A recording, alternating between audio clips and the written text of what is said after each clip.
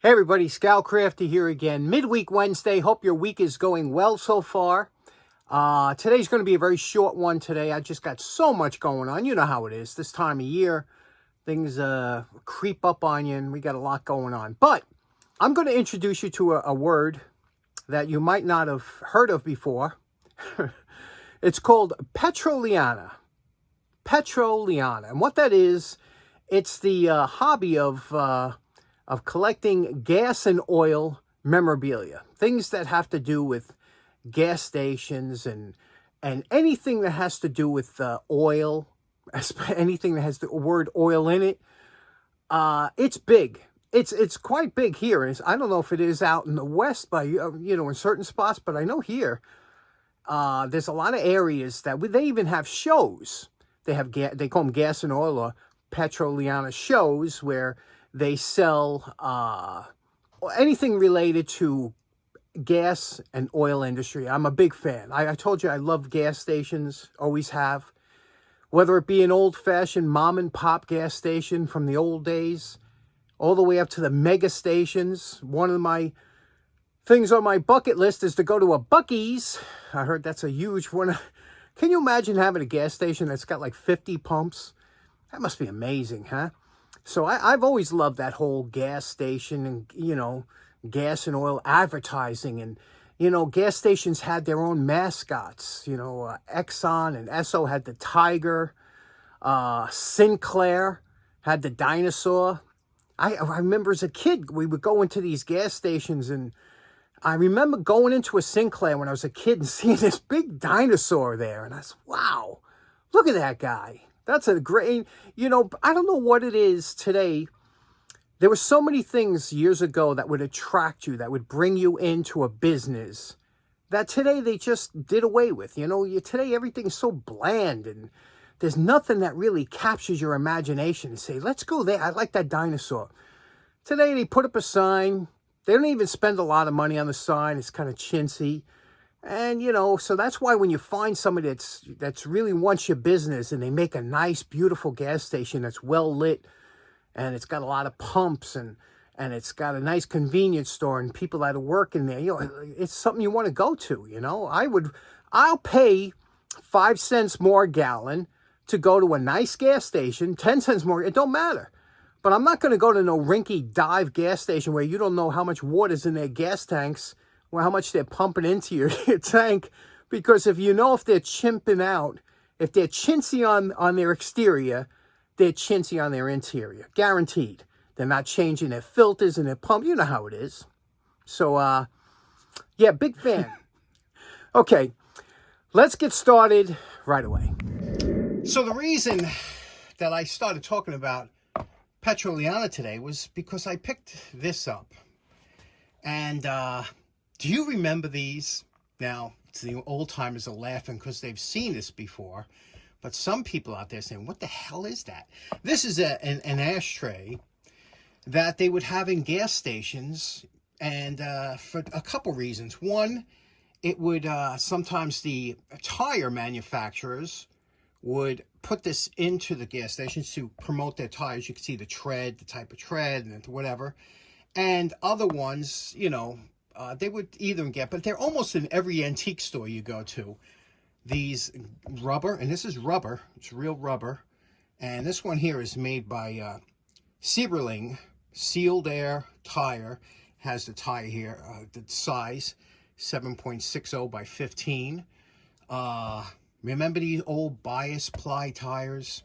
Now, I know radial tires, and God bless radial tires. First of all, they wear like iron. They go for 40,000 miles, right, at least, and they're strong. You don't get too many flats. But one thing I have to say about bias tires, they were super quiet, and they had a nice ride to them.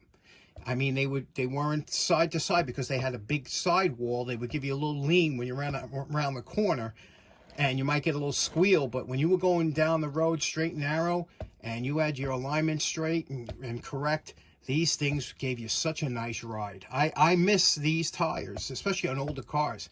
It was something that you don't realize today, because most everybody's never been in a car that had bias, ply tires. Most everybody's been in radial. Remember the old tires? But anybody ever see one of these or have one of these? Rubber ashtray. Okay, next up, because we're basically a tool channel, restoration, but I did start off, before I started restoring tools, I started collecting tools. And when you're collecting tools, it's important you want to collect the best possible example you can get. And one of the best examples you can get is called an NOS, or New Old Stock. And this is an example of that. This one here is a New Old Stock. It was a Miller's Falls automatic drill. Let me show you what that looks like here.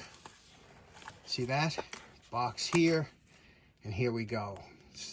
And clean this up. It looks like there's a little bit of... But you can see here, it's a... now this is, when we do restorations, this is what we strive for, to try and get it to look like this.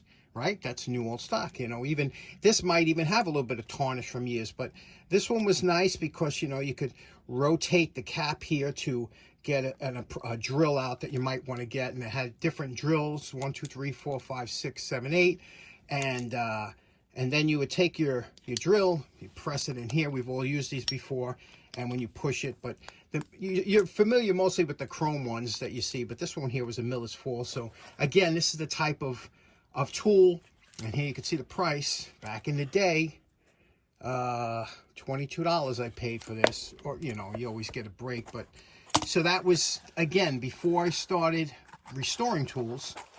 I collect them. So it was nice when tools used to come in boxes like this, huh? When you go to, so here's another one. This one's not New Old Stock, but it had the original box. This is a spiral ratchet screwdriver, you can see. And again, Miller's Falls. I told you, if you're going to collect, if I had to collect one brand of tools, it would be Miller's Falls. They had that, you could collect so much stuff. And the next would be Craftsman. I'm a big Craftsman fan. Look at this. Again, this is what we strive for when we do our restorations. Isn't that absolutely beautiful? Look at the chrome plating on here. You know, a lot of people say, oh, you like shiny stuff, but, you know, this is the way tools came. You know, everybody's so used to seeing tarnished stuff and patinaed stuff that they forget that this is what you bought when you bought the tool. So, you know, if they clean it up and, you know, you give a wire brush finish, it's got patina on it, that's not a representation of how the tool looked when it was new. So when you come across something like this, and you know, this is, again, the spiral ratcheting screwdriver, Miller's Falls. These are very common, obviously, but not so much in this kind of shape. And again, I bought this when I was started collecting tools. I was looking for the best examples I can get. Next up, here's one. Again, a lot of people would try and keep the box, preserve it with some tape on there, old-time masking tape it looked like. This is a Stanley level, and look at this. Seasoned cherry, cat's eye glasses, tested for accuracy. Okay, see that? Number 104. Look at that. Beautiful. Can you see that? Or is it in glare in there? And again, you had the level on this side. Nice finish on here. This one here obviously was used, but still, you know, in nice shape and in good condition. And this is the kind, when you collect tools, this is what you look for, you know. But I, since then, got into getting old, rusty tools and making them like this because it's a lot cheaper. Okay, next up. A couple weeks ago, I had somebody in the comments ask me if I still had my Bulldog nail puller. Now, first of all, just so you know, I don't get rid of any tools, you know. What I do is I might not have them around, but when I clean them up, whatever I do, I store them away. I've never sold a tool, I don't think, in my life. I've given them away, but I never sold any. Anyway, what we have here is a Bulldog, late 1800s nail remover or puller. And these have become popular again, not this style, but the regular style without this whole thing. You'll see, like, Baco makes one now and stuff, and they've kind of they market it as like a new invention. These things have been around for well over 100 years. And remember, nails were really expensive. Remember, nails were handmade by blacksmiths, and they were, you know, a lot of money. People would always take nails and repurpose them years ago. In fact, when I was a kid, my father would tell me, you know, you give me a can of nails, I would have to bang them into a board like this and then pull them out and put them back in, straighten them out and put them back in the can. And so this Bulldog nail remover is very interesting. If you've never seen it work, let me show you how this works. You can see it's got a handle that slides up and down. That's that acts as like a ram, and it will ram this. It will grab the nail and pull it up. It's really interesting. Let's check it out. I put a couple nails in here. Now, simply place the Bulldog down around the head of the nail like this. Slam it down until it grabs the head like this here, and then pull back, and it pulls it straight up, just like that.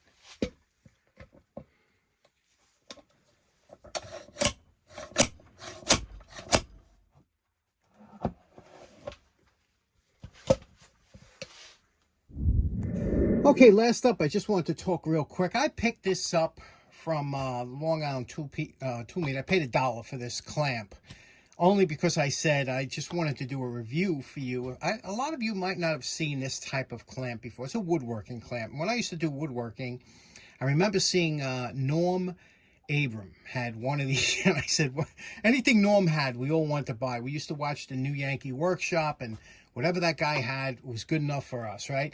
I went out and I bought a bunch of these, and this was before the quick clamps or anything else. These were old-timey wood clamps. In fact, they go back so far. I got my grandfather's that were actually made with wood threads. You could see they're wooden threads on there. But these do come in handy for certain things. I wouldn't use them all the time, but they're great, and I wanted to show you how they work. But this one here, like I said, I paid $1 for from China. And it's a direct, exact copy to the Jorgensen, okay? Here's the Jorgensen. I bought these about 30 years ago, and I paid good money for them. But the funny thing is, the price between a Jorgensen, which is the top of the line of these clamps, and the knockoffs is only a couple dollars, you know? I could see if it was half as much, you could say, well, I'll get by, but for a couple dollars, you know, they use a really straight grain, nice hardwood handles, really well made. And this one here, you could see it's a lighter wood, probably pallet wood. you know how it is. Anyway, let me show you how these work. They're very interesting because what they do is, depending on how you open them up, you can close them and open them just by spinning them like this, you could see. But you can clamp whatever you want, toe in, toe out, and get a really good force on that. Let me show you. Now, how these clamps work is these threads is left-handed and right-handed threads on top and bottom. So that's how this works. When I spin, like for example, if I want to close this here, I would turn this to the right, and that will close the front. You see how it's closing the front like that? If I wanted to open it up, I turn it this way. And it's the same thing here. If I want to open it up, I turn it to the left. If I want to close, I turn it to the right. So lefty-loosey, righty-tighty holds true. Clamp that's across the top and the bottom. Was that out of frame? I hope it was. Anyway, so now we have top and bottom. I could get it nice and flat.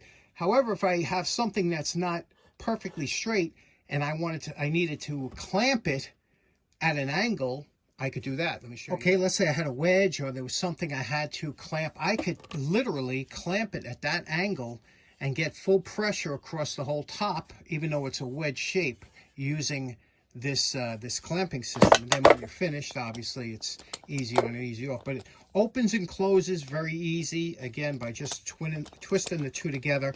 Guys that use these all the time, they can really manipulate them to get whatever they're looking for perfectly. But I don't know if you ever seen these. Do you own a pair or something? It's something that a lot of times you'll see you might not have use for, but every once in a while they come in really handy, and they're good strong clamps.